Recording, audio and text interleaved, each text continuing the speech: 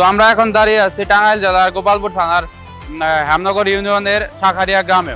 আমার পিছনে দেখতে পাচ্ছেন বিশাল যমুনা নদী। তো এই যমুনা নদী এবং কি শাখারিয়ার গ্রামের মাঝখান দিয়ে কিন্তু তারাকান্দি টু ঢাকা যে মেইন রোডটি, তো আমার পিছনে কিন্তু দেখতে পাচ্ছেন অনেক মানুষের সমাগম এবং কি একটি ট্রলারে করে কিন্তু এখানে নদী ভাঙনের বাঁধ ভাঙনের জন্য কাজ করছে এই ট্রলারটি। বিগত 40 থেকে 50 বছরে কিন্তু এই যমুনা নদীর পূর্ববর্তী এলাকা কিন্তু ভাঙনের কোনো সম্ভাবনা দেখা যায়নি, কিন্তু এখন কিন্তু 2026 সালে এসে কিন্তু সেই জিনিসটি দেখা যাচ্ছে। এটা টাঙ্গাইলের গোপালপুর উপজেলার অত্যন্ত গুরুত্বপূর্ণ ঢাকা তারাকান্দি প্রধান সড়ক। প্রতিদিন ভোরের আলো ফোটার আগে এই সড়ক জেগে ওঠে মানুষের পদচারণা আর যানবাহনের শব্দে।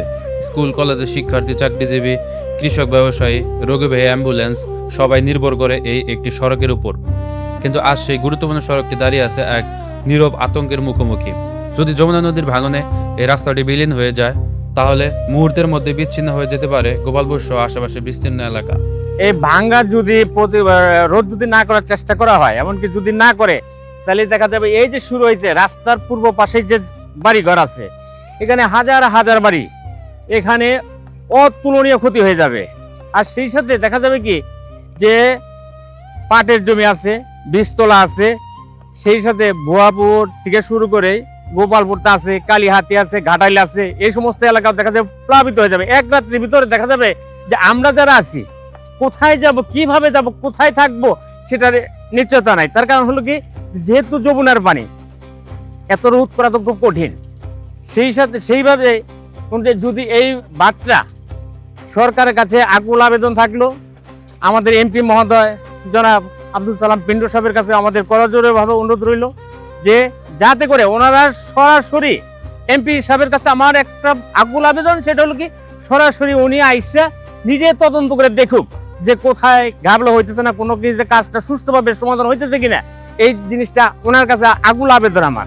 স্থানীয় মানুষের আশঙ্কা, যদি ভাঙন আরো এগিয়ে এসে এই সড়ককে গ্রাস করে তাহলে গোপালপুর উপজেলার সঙ্গে অন্যান্য অঞ্চলের যোগাযোগ মারাত্মকভাবে ব্যাহত হবে। বন্ধ হয়ে যেতে পারে কৃষিপণ্য পরিবহন, ব্যাহত হতে পারে ব্যবসা বাণিজ্য, জরুরি স্বাস্থ্যসেবা, শিক্ষার্থীদের স্বাভাবিক যাতায়াত, হাজারো মানুষের দৈনন্দিন জীবন পড়বে চরম দুর্ভোগে। যমুনার পানি বেড়ে গেলে ঝুঁকি আরও বৃদ্ধি পায়। নদীর তীব্র স্রোত ও ভাঙন অব্যাহত থাকলে আশেপাশের নিচু এলাকা এবং নদীর তীরবর্তী জনপদ হুমকির মুখে পড়তে পারে। তাই এখনই কার্যকর ও স্থায়ী নদী শাসন প্রকল্প বাস্তবায়ন সময়ের দাবি।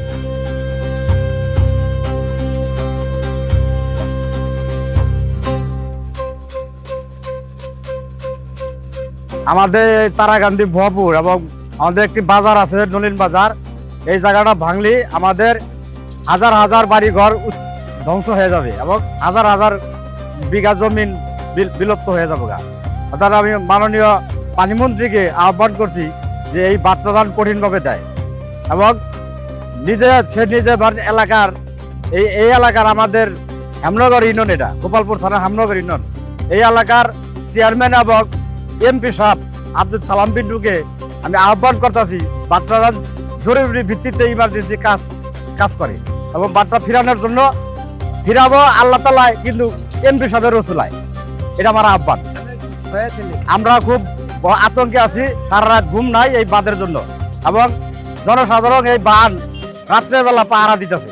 কিন্তু জরুরিভাবে আরো আগে কাজ করা ছিল, কিন্তু আরো আগে কাজ করছে কিন্তু কাজ তো, কারণ বন্যার পানি চাপ পড়ছে বেশি, যার জন্য বাঁধটা এখন কঠিন অবস্থায় আছে। জরুরি ভিত্তিতে এটার মাননীয় মন্ত্রীকে আব্দুল সালাম পিন্টুকে আহ্বান করতেছি বাঁধটা জরুরি ইমার্জেন্সি কাজ করে। একটি রাস্তা ভেঙে যাওয়া মানে শুধু একটি সড়ক হারানো নয়, এর সঙ্গে থমকে যায় একটি জনপদের অর্থনীতি, থেমে যায় মানুষের স্বপ্ন, অনিশ্চয়তার মুখে পড়ে হাজারো পরিবার। তাই গোপালপুরের মানুষের একটাই দাবি, যমুনার ভাঙন রোধে স্থায়ী ও টেকসই ব্যবস্থা গ্রহণ করা হোক, যাতে এই জনপদ নিরাপদ থাকে আগামী প্রজন্মের জন্য।